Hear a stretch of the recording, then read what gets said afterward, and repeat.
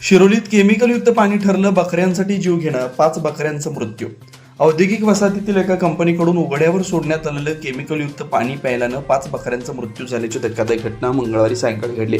या घटनेत 2 पिल्लांची प्रकृती गंभीर झाली होती, मात्र पशुवैद्यकीय उपचार मिळाल्यानं त्यांची प्रकृती आता स्थिर असल्याचं सांगण्यात आलं. शिरोली पुलाचेतील मेंढपाळ संजय गंगाराम गावडे वय 38 यांच्याकडे सुमारे 150 मेंढ्यांचं कळप आहे. नेहमीप्रमाणे ते शिरोली ते व नागाव परिसरात मेंढ्या चरण्यासाठी गेले होते.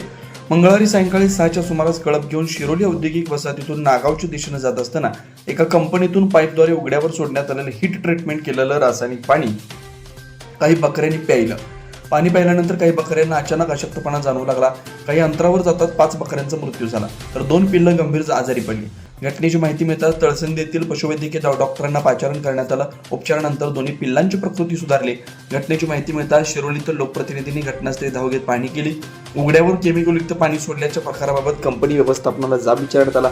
यावेळी लोकप्रतिनिधी आणि कंपनी मालक यांच्यात जोरदार शाब्दिक वाद झाला. अखेर झालेल्या चर्चेनंतर नुकसानग्रस्त मेंढपाळ संजय गावडेंना कंपनी मालकाकडून 75,000 रुपयांची आर्थिक मदत देण्याचं निश्चित करण्यात आलं. या घटनेमुळे औद्योगिक वसाहतीतील रासायनिक पाण्याच्या विल्हेवाटीचा प्रश्न पुन्हा ऐरणीवर आलाय. संबंधित यंत्रणेने याची दखल घेऊन योग्य ती कारवाई करावी अशी मागणी होती.